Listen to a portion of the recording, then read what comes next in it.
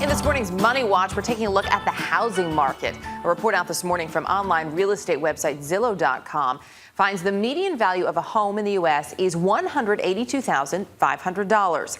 That's actually down 3.2% from last year's numbers. CBS News business and economics correspondent Rebecca Jarvis is here with a closer look at what this means if you're buying, selling, or even staying put.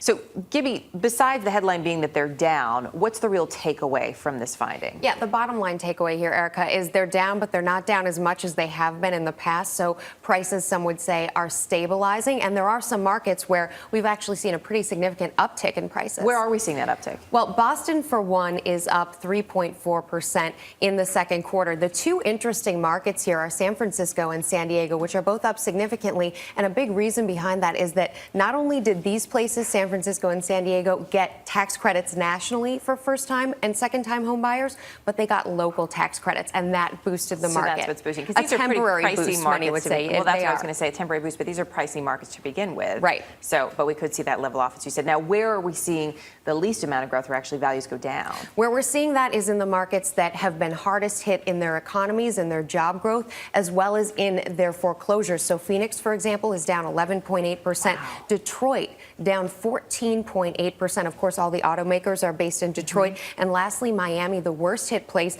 it's down 15.2%. And a lot of those places, they just have too much supply, too many foreclosures on the market. There really is such a glut of inventory there. So if you are, for example, buying at this point, this really could work to your advantage because you can get a little bit more house. It could work to your advantage, Erica, but you have to think about how long you're buying that house for, because there are so many costs involved in purchasing a home today, including insurance. On top of that, you have the closing costs. You really have to think about buying it for the long term, 5 to 10 years at least, because prices are still very fickle at this point in time. And we could see them move more. What if you're selling?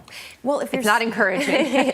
It's still very difficult to be a seller in this market. The one benefit that you have is mortgage rates near record lows, so that's an incentive for people to go out and buy now that the tax credits are no longer around. And you have the 30-year fixed rate mortgage, 4.49%.